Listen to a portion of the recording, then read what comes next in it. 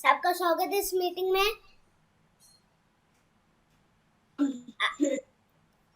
Sir, आज की ये मीटिंग बहुत ही गजब की होने वाली है, क्योंकि आज हमारी ग्रेट अपलाइन सूर्य सर भी यहाँ पे जुड़े हैं और बाकी साथी तो जुड़े ही हैं। सर, अभी मीटिंग शुरू होने में थोड़ा टाइम है, तब तक मैं आपको एक स्टोरी सुना सकता हूँ।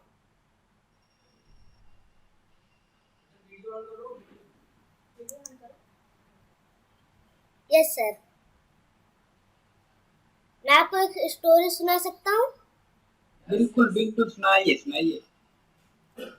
सर, एक बार होता है, एक लड़का होता है, उसका एक बच्चा होता है। वो लोग गार्डन को संभालते थे और वो जो लड़का था बड़ा सा, अपने बेटे को अपने साथ ले जाता था ताकि वो भी सीख सके। और जब भी उसका बेटा वहाँ पे जाता था, वो वहाँ पे खेलता था। तो एक दिन उसने ये चीज नोटिस की, तो उसने अपने बच्चे को बुलाया और बोला कि बेटा वो देखो, वहाँ पे एक पत्थर है, उसको हटा दो बस, और तुम कुछ ना करो, ओके। तो बच्चा गया, बहुत हटाने की कोशिश किया, हर एक चीज उसने ट्राई की कि अब इससे हो जाएगा, इससे नहीं तो इससे होगा, इससे नहीं तो इससे होगा, पर वो सफल नहीं हुआ। तो फिर वो थक हार के बैठ गया, रोने लगा और अपने पापा से बोला, ये तो इम्पॉसिबल काम आपने दे दिया, ये कैसे पूरा होगा। फिर उसके पापा ने बोला कि तुमने सारी चीज तो ट्राई की, बस एक चीज नहीं की, वो था तुम अपने पापा को बुला लेते तो वो तो इस पत्थर को हटा सकते थे ना।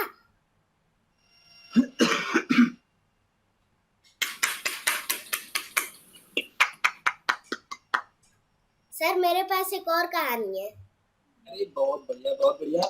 पहले पहले अपना नाम बता दीजिए, मुझे सर, याद मेरा नहीं। नाम सुयस है, मैं वाह, शांतिपुरम में रहता हूँ और मैं अपने पापा के साथ आरसीएम सीख रहा हूँ। बिल्कुल बिल्कुल, बहुत सही। दूसरी कहानी सुनाइए। सर, दूसरी कहानी में ये होता है कि एक बार एक भिक्षा मांगने वाले एक आदमी रहता है, वो रोज भिक्षा मांगता था, हर जगह जाता था। तो फिर एक दिन हुआ, एकदम उसका घर जंगल के थोड़े, जंगल को जब पार करते हैं तो उसका घर आता था। तो उसका रास्ते में बहुत बड़ा जंगल था। उस जंगल में जब वो जा रहा था तो माहौल एकदम शांत हो गया। बंदर एक पेड़ से दूसरे पेड़ पे कूद रहे थे और तभी जंगल के राजा शेर की दहाड़ सुनाई दी। तो वो जो आदमी था वो डर गया और वो एक पेड़ पे जाके बैठ गया, क्योंकि शेर तो पेड़ चढ़ नहीं सकते, तो वो उसको खा नहीं पाएगा। फिर देखा वहां पे एक लोमड़ी है जिसका हाथ पैर टूटा है। उसके ख्याल में आया कि ये तो अभी इसका हाथ पैर टूटा है, इसको भूख नहीं लगती क्या, इसका ख्याल कौन रखता है। फिर वो देखा कि जंगल का राजा शेर आ रहा है। वो उसके मुंह में एक हिरन का बच्चा जो था वो शिकार करके ले आ रहा था। उसको लगा कि वो अब उसको भी खा लेगा, पर ऐसा नहीं हुआ। वो उस वो हिरन के बच्चे को थोड़ा सा टुकड़ा उठा के उसके सामने रखा, बाकी का बचा हुआ वो दूर जाके बैठ के खाने लगा।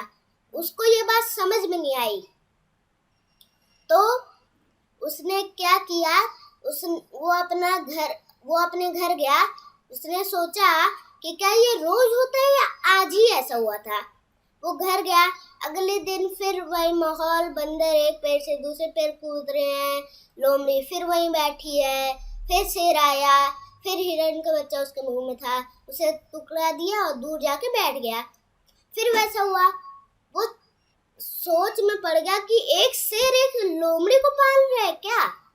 फिर वो भी सोचा कि सही है भगवान जी सही है कि जिस को आपने बनाया उसी को आप खाना भी दे रहे हो। तो फिर उसने सोचा भगवान तो होते हैं, क्यों ना मैं भी ट्राई करूं कि मैं भी घर पे बैठ जाता हूँ, कोई ना कोई खिला देगा मेरे को भी, मैं मुझको भिक्षा नहीं मांगनी पड़ेगी। फिर वो गया तो वो घर में 15 दिन रहा। फिर अब वो भिक्षा भी नहीं मांग पा रहा था, इसीलिए उसके घर के सामने से एक साधु निकल रहे थे। तो उसने साधु जी को आवाज लगाई और बोला उसने कि साधु जी भगवान तो होते हैं, पर मैंने जब एक शेर एक लोमड़ी को खाना खिलाता है, जब मैंने ये ट्राई किया तो फिर मैं तो 15 दिन से बैठा हूँ, मैं तो अब भिक्षा भी नहीं मांग सकता, भगवान नहीं होते क्या इसका मतलब। फिर साधु ने बोला कि तू तो मूर्ख है, तुझको भगवान लोमड़ी नहीं तुझको शेर बनाना चाहता है।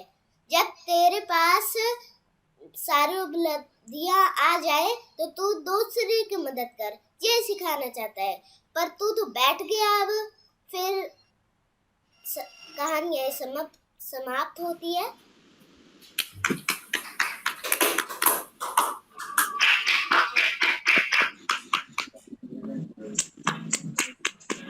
बहुत बढ़िया, बहुत बढ़िया। सर अभी बहुत लोग ज्वाइन हो चुके हैं हमारे इस शानदार मीटिंग में, जिसमें हमारे ग्रेट अपलाइन सूर्य सर भी हैं। तो मैं माइक देना चाहता हूँ सूर्य सर को, वो अपना परिचय और बाकी कुछ अगर बात हो तो वो रखे। Call to Surya sir.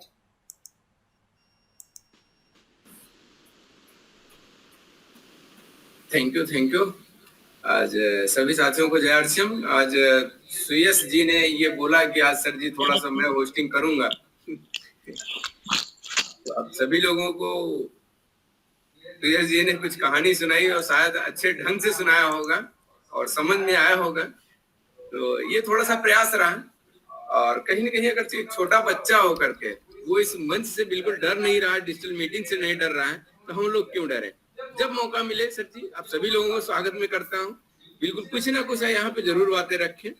बहुत बहुत धन्यवाद सर। जय श्याम सभी दोस्तों को। जय श्याम सर। आज का प्रोग्राम सर बहुत खास तो नहीं, बहुत विशेष भी नहीं, स्पेशल भी नहीं, लेकिन मैं सोचता हूँ मजेदार जरूर होगा। और आज का प्रोग्राम शुरू करने के पहले मैं अपना परिचय दे दूं। मैं दिलीप कुमार विश्वकर्मा, रहने वाला प्रतापगढ़ डिस्ट्रिक्ट, एक प्यारा सा गांव है उमरी कुटला, और वहीं पे एक मार्केट लगती है सियारामगंज, जो बहुत ही फेमस है हमारे यहाँ। मैं वहाँ का रहने वाला हूँ। फिलहाल अभी मैं आरसीएम की धरती राजस्थान में प्राइवेट जॉब करते हुए आरसीएम सीख रहा हूँ। और आज का प्रोग्राम सर मैं चाहता हूँ कि जितने भी लोग हैं वो डायरी और पेन साथ में रखें, मोबाइल के पास में बैठें सर। ये मेरा निवेदन है, रिक्वेस्ट है, क्योंकि जो मैं अपनी अपलाइन से या अपने जीवन के अनुभव से सीखा हूँ वो आपके सामने रख रहा हूँ। बहुत बड़ा ज्ञानी या बहुत बड़ा नॉलेज तो नहीं अपने पास, लेकिन जो भी जीवन की खट्टी मीठी यादें हैं आपसे शेयर करना चाहते हैं। तो शुरू करें सर।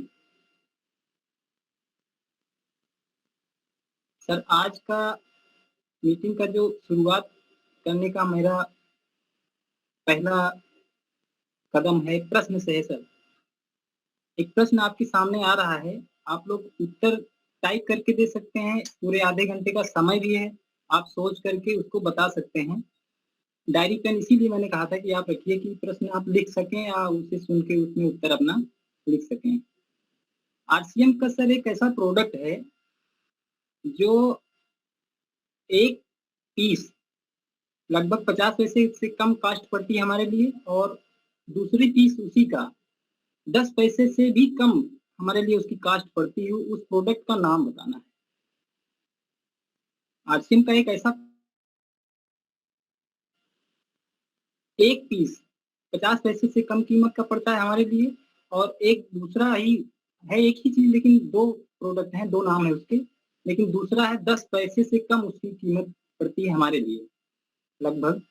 उस प्रोडक्ट का नाम बताना है और सोच लीजिए, बहुत समय है सर, आधे घंटे आप मैसेज में टाइप कर सकते हैं। और ये प्रश्न सारे लोगों के लिए, सब डिस्ट्रीब्यूटर के लिए है सर। और दूसरा प्रश्न सर मेरे सामने है, उससे एक बड़ा मैसेज भी आप लोगों को देना चाहता हूँ मैं।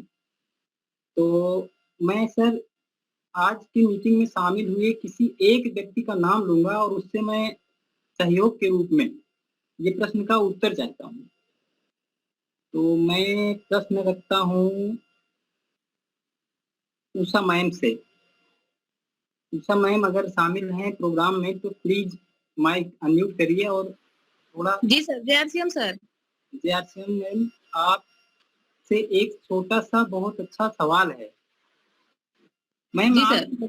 आपको अगर 2 लीटर दूध दिया जाए और उससे 1 मिनट सर, आपकी आवाज बहुत कट रही है। 1 मिनट सर, 1 मिनट कुछ 1 मिनट सर। हाँ सर बोलिए।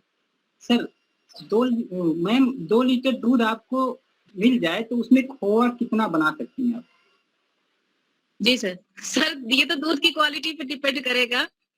नहीं, लगभग तो हम एकदम फिक्स नहीं करना चाहते कि 2 लीटर दूध हमारे पास है तो लगभग खोआ हम कितना बना सकते हैं। सर अगर अच्छी क्वालिटी का दूध है तो आधा किलो तक खोआ बन जाता है सर। चलिए बहुत अच्छा, आपको बहुत बहुत धन्यवाद। मैं इससे एक मैसेज लोगों को देना चाहता हूँ कि जितना दूध होता है उतना खोआ बनता नहीं है। तो दुनिया में बहुत से लोग हैं, सब आरसीएम नहीं करेंगे। आज जो मीटिंग में शामिल है हमारे लिए वो मधुर खोए के रूप में है। और इस मैसेज को शायद छोटा समझे आप लोग, लेकिन मेरी नज़र में ये मैसेज बड़ा है लोगों के लिए, क्योंकि अभी जब से कोरोना काल चल रहा है, ये जो गूगल मीट प्रोग्राम चल रहा है, इसमें जो भी लोग शामिल हुए हैं आज वो सब खोया बन चुके हैं। दूध तो बहुत है, लोग बहुत हैं, लेकिन डिस्ट्रीब्यूटर कम है। तो डिस्ट्रीब्यूटर भी हैं तो लीडर कम है। तो यही मेरा मैसेज था इस प्रश्न का पूछने का, बाकी कोई बड़ी बात नहीं थी। और तीसरा प्रश्न सर है एक विशेष लीडर के लिए, मैं डर रहा हूँ लेकिन पूछूंगा जरूर। मनोरंजन करने के लिए सर थोड़ा आपको सूचित नहीं किए थे, लेकिन मन में आया कि थोड़ा सा ऐसा कुछ प्रोग्राम आज का हो। तो तीसरा प्रश्न है सुधा मैम से। सुधा मैम, दीपेंद्र जी जब जन्म नहीं हुआ था तो आरसीएम में आरसीएम की सोन पापड़ी नहीं थी, तो आपने क्या खाया था? इतनी मीठी आवाज और सुयस तो मैं समझ रहा हूँ, सोन पापड़ी भी है, गुलाब जामुन भी है, सब कुछ है। तो ये मेरा ही प्रश्न नहीं, लगभग सबका होगा। कितना अच्छा बोलते हैं दीपेंद्र जी। और आज की जो कहानी मैंने सुनी सुयस का, तो बहुत अच्छा। कहानी से पूरे मीटिंग का साथ कहानी से ही पता चल जाता है कि क्या होने वाला है, क्या क्या अंदर है, क्या सीख पा रहे हैं। तो आप मैसेज में टाइप कर सकती हैं और आगे बढ़ते हैं हम। काम कारण से होता है साहब। बहाने तो हजार हो सकते हैं, लेकिन किसी काम को करने का केवल एक कारण जरूर हो सकता है। हमारे जीवन में बहुत ऐसी घटनाएं घटती हैं। अब जैसे हम देख लें अपने आसपास, हम बहुत बड़ी बात नहीं कर रहे हैं, हर व्यक्ति परेशान है, खुश कोई नहीं है। चाहे वो जॉब को लेकर हो, पारिवारिक कोई भी बाधाएं हो, नौकरी हो, बच्चे की पढ़ाई लिखाई हो, बेटी की शादी हो, घर बनाना हो, कई समस्याएं हैं।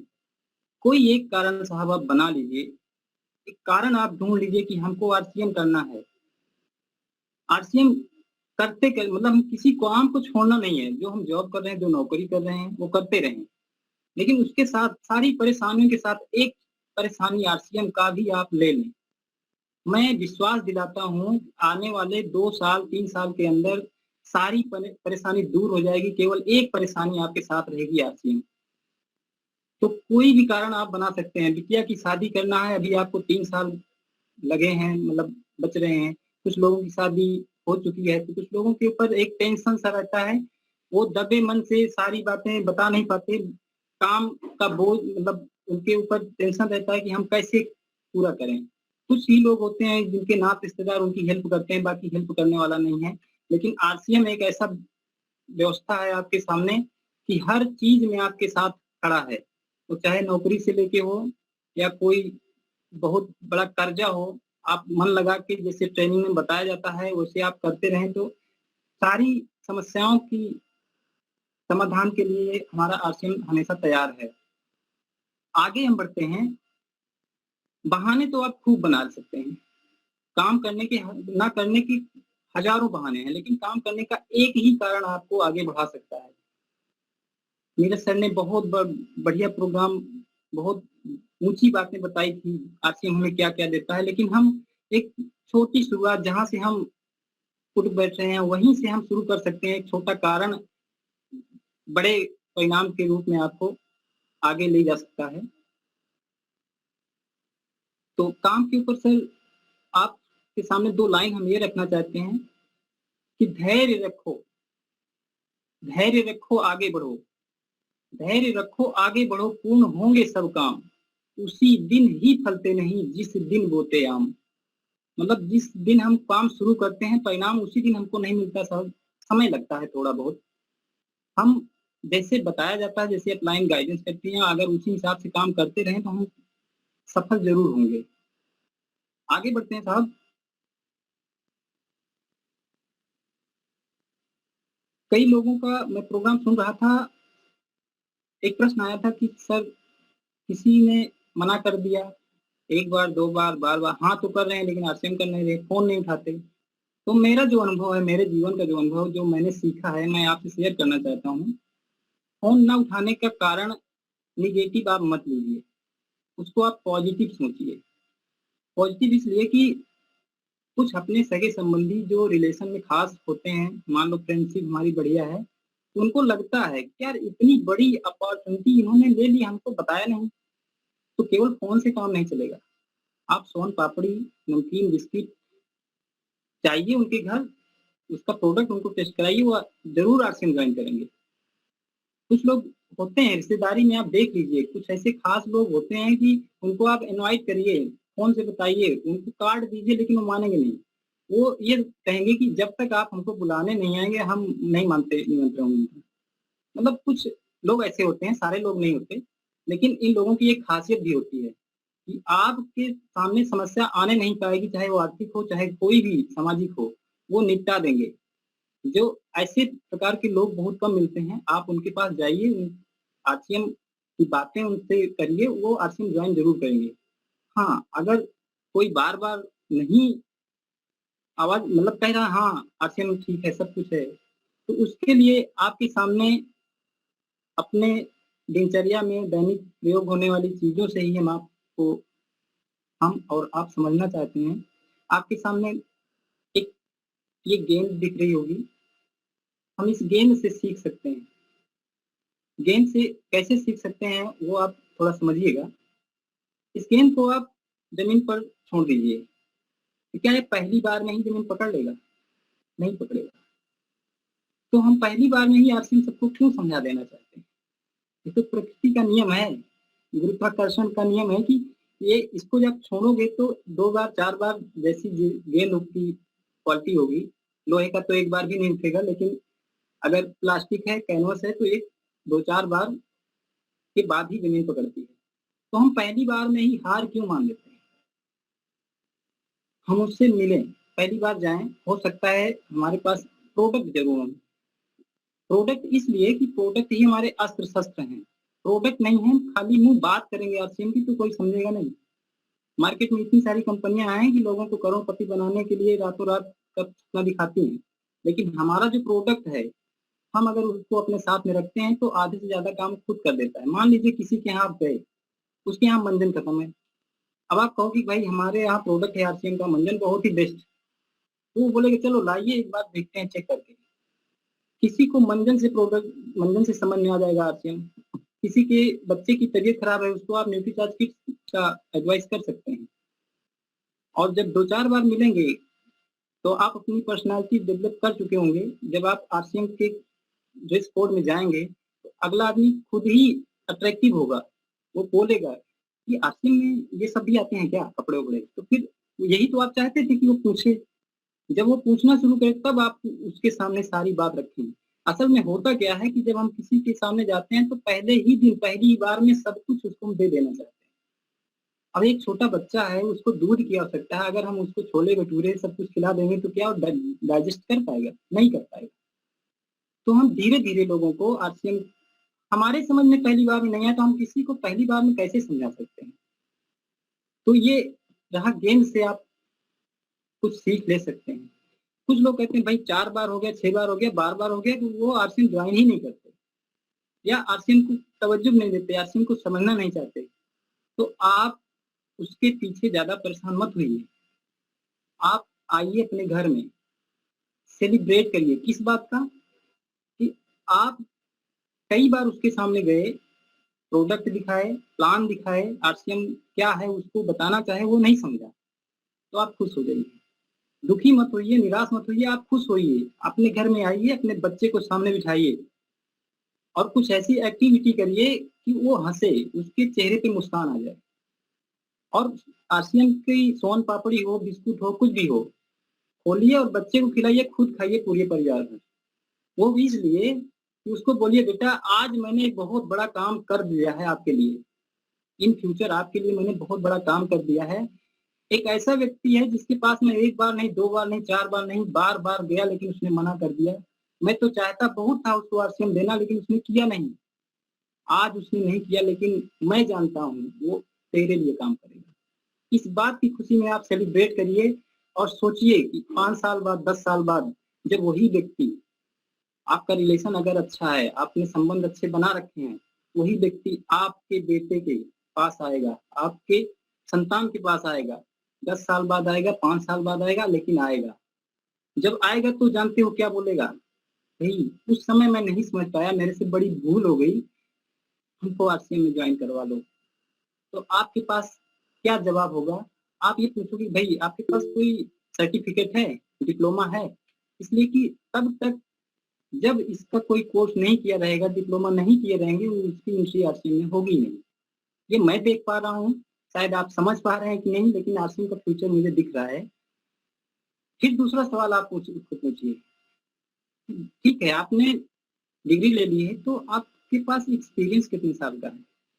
जब आप ये प्रश्न उसके पास रखेंगे, तो आप उसके चेहरे की अदाओं को देखिएगा और याद करिएगा कि कितनी बार उसने आपको ना किया है। अब आप उसके सामने ये बात रखिए कि एक्सपीरियंस कितने साल का है, तो वो क्या उसके चेहरे की रंगत उड़ जाएगी। फिर आप उसको आरसीएम ज्वाइन कराओ, लेकिन एक झटका ये दो, भाई हमारे पास तो लाखों रुपए लेके खड़े हैं लोग। अब वो 1000-2000 वाला बिज़नेस ही नहीं रहा। अब कोई भी आ रहा है तो लाखों का बिज़नेस दे रहा है, तो हम आपको क्यों ज्वाइन करें? आप किसी का सम्मान करें ना करें, ये आपकी मर्ज़ी। लेकिन किसी का अपमान करने के पहले 100 बार ये ज़रूर सोच लीजिए कि आने वाले दिनों में वो हमको ब्याज सहित वापस करेगा।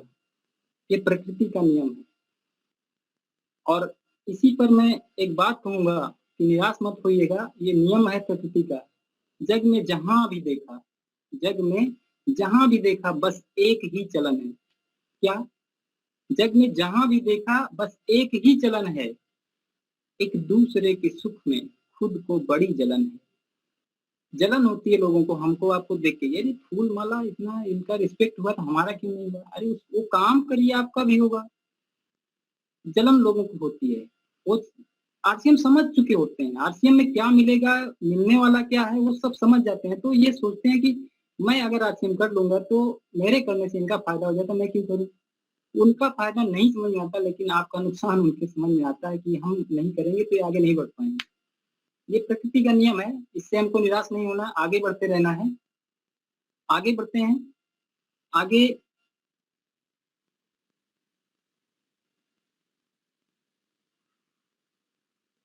हम अपने इर्द-गिर्द, अपने दिनचर्या में जो भी वस्तु प्रयोग करते हैं, उसी से मैं आपको समझाने का एक प्रयास तो नहीं कहूँगा, क्योंकि प्रयास शब्द अपने मेमोरी से डिलीट कर देना होगा, प्रयास करने वाले कुछ नहीं कर पाते। अपने आस-पास की वस्तुओं से हम सीखेंगे। जैसे मेरे हाथ में एक कलम है, अब इस कलम से हम सीखना चाहें तो सीख सकते हैं, सीखना चाहें तो किसी से भी सीख सकते हैं, नहीं सीखना चाहें तो हम कुछ नहीं कर सकते। घमंड दोस्तों हमें कभी नहीं करना है। हमें कितनी भी बड़ी सफलता मिल जाए, कितनी भी बड़ी बुलंदी मिल जाए, कभी भी हमको घमंड नहीं करना है। और कितनी भी बड़ी परेशानी आ जाए, कितनी भी बड़ी मुसीबत आ जाए, हमें निराश ही नहीं होना है। बहुत मिल जाए तो इतराना मत, और कम मिले तो घबराना मत। थोड़ा सा पेन से समझते हैं। अब देखिए, दिन रात मेहनत कौन करता है? रगड़ता कौन है? ये 90% लोग दिन रात मेहनत करते हैं, खून पसीना बहाते हैं, किसके लिए? 10% लोगों के लिए। 90% लोगों की कमाई, लोगों की मेहनत का ज्यादा से ज्यादा फायदा कौन उठाते हैं? ये 10% वाले लोग मेहनत ये करते हैं। अधिकार किसका होता है? 10% लोगों की। बात यहीं खत्म नहीं होती। जब दिखाने की बारी आती है तो दिखता कौन है? 5% लोग। सीखना चाहें तो हम किसी से कुछ भी सीख सकते हैं दोस्त। अब हमारे ऊपर है कि हम 90% में हैं, 10% में है कि 5% में। आगे बढ़ते हैं। अगला है हमारा समझने का, सीखने का। आरसीएम ऐसी व्यवस्था है कि गरीबी, बेरोजगारी जैसी बड़ी बड़ी समस्याओं को दूर कर सकती है। जो मोदी जी कहते हैं, सब एक, सबका साथ, सबका विकास, आत्मनिर्भर भारत, इन सारी बातों पे आरसीएम तो पहले से ही खरा उतर रहा है। हम थोड़ा सा समझे, हमारे पास देखने को होगा, आप लोगों को अजीब लग रहा होगा कि आज क्या हो रहा है। ये झाड़ू है साहब, झाड़ू सफाई करने का काम करता है। ये आरसीएम का तो नहीं है, लेकिन मान लेते हैं थोड़ी देर के लिए कि आरसीएम है।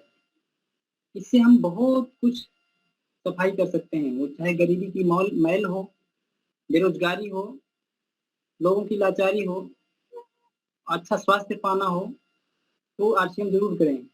लेकिन इस झाड़ू से हम ये सीखना चाहते हैं कि जब झाड़ू इकट्ठा रहती है, एकत्रित रहती है, संगठित रहती है, तब तो ये बहुत अच्छा काम करती है। लेकिन यही झाड़ू जब टूट टूट कर बिखर जाती है तो खुद कचरा बन जाती है। कचरा साफ करने का काम तो करती है, लेकिन जब बिखर जाती है तो ये खुद कचरा बन जाती है। हमें इस झाड़ू से ये सीखना है कि हमको संगठित रहना है। भगवान श्री कृष्ण ने गीता में कहा है कि कलयुग में अस्त्र शस्त्र कम काम करेंगे, जिसके पास संगठन की शक्ति होगी वही दुनिया पर राज करेगा। तो अगर हम संगठित हैं आरसीएम में तो कुछ भी कर सकते हैं, कुछ भी संभव है, इम्पॉसिबल कुछ भी नहीं है। आगे बढ़ते हैं साथियों।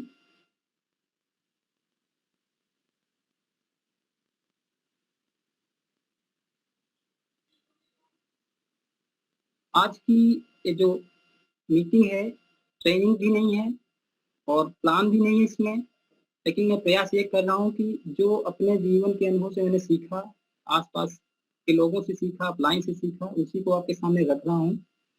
आगे बने रहिएगा। एक छोटे से ब्रेक के बाद आपसे फिर मिलते हैं।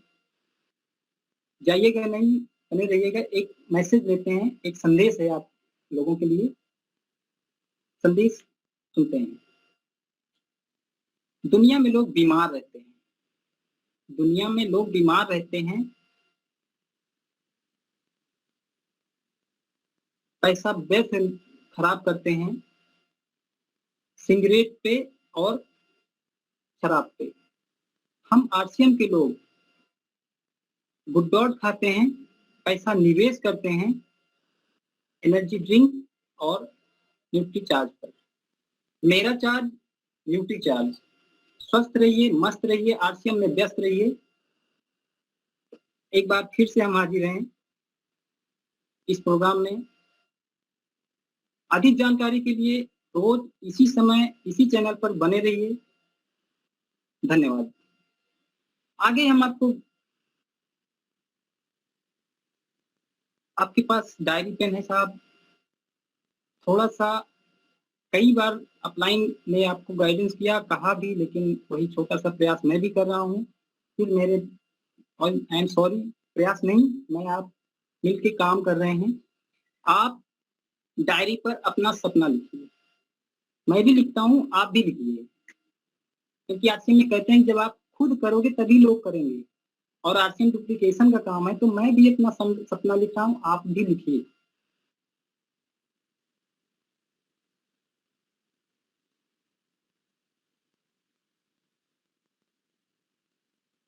अब सपना लिख लिए, इसको पूरा करने के लिए हमको करना क्या है? 1 पॉइंट, 2 पॉइंट, 3 पॉइंट, जो भी आपको आता है उतना आप लिख लीजिए। जितना मुझे आता है मैं लिख रहा हूँ, जो आपको पता है वो आप लिख लीजिए कि ये जो सपना है मेरा, इसको पूरा करने के लिए मुझे करना क्या है। आप भी लिखिए, मैं भी लिखता हूँ।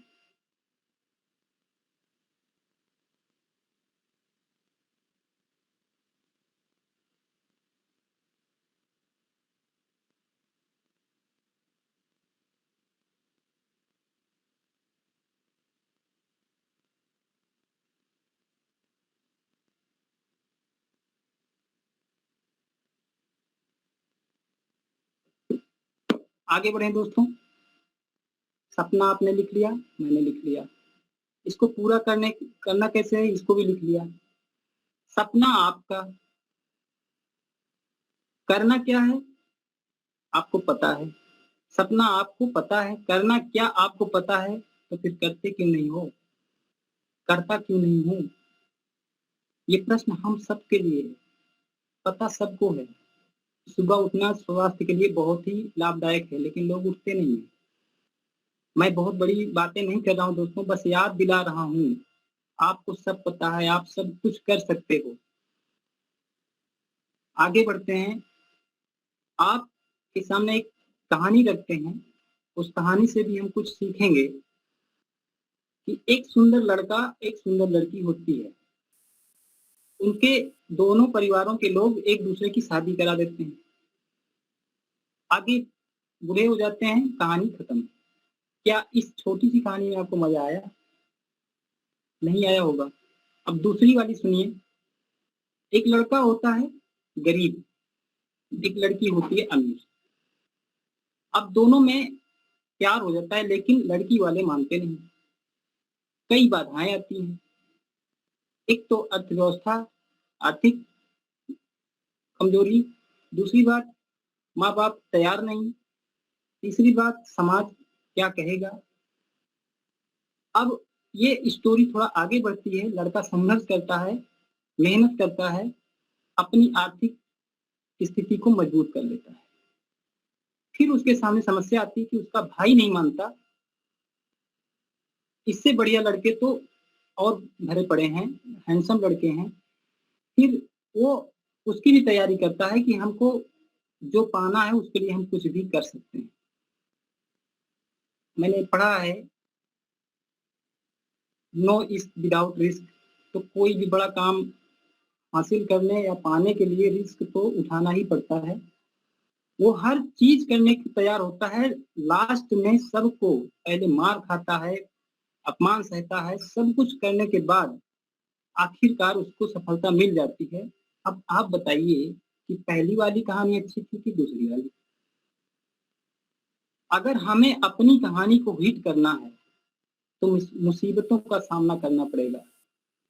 कहानी अगर आप फिट रहोगे तभी हिट होगी। अब एक नाम ऐसा मैं लेता हूँ आपके सामने, शायद उससे खूबसूरत पूरे ब्रह्मांड में कोई जोड़ी नहीं होगी। आप थोड़ा समझिएगा, क्या उनसे ज्यादा हमको समस्याएं हैं, मुसीबत हैं?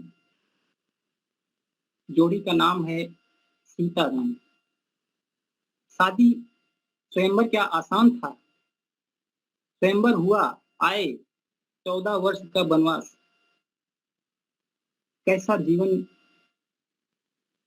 राम जब वन नहीं गए थे तो श्री राम थे, लेकिन 14 वर्ष का जब वनवास वापस करके आए तो मर्यादा पुरुषोत्तम राम बन गए। हमें सीखने को तो किसी भी सीख सकते हैं दोस्त, लेकिन उसके बाद भी देखिए कि सीता जी को कितने कष्ट सहने पड़े, क्या वो राज सुख उनको मिला? अब एक ये तो आप समझ सकते हैं कि बिना संघर्ष के जीवन महान नहीं बनता। जिंदगी जीना यूं ही आसान नहीं होता, जिंदगी जीना यूं ही आसान नहीं होता, संघर्ष बिना जीवन महान नहीं होता। जब तक हजारों ठोकरें ना सहे कोई पत्थर, तब तक वह पत्थर भगवान नहीं होता। अब आप लोगों के सामने आगे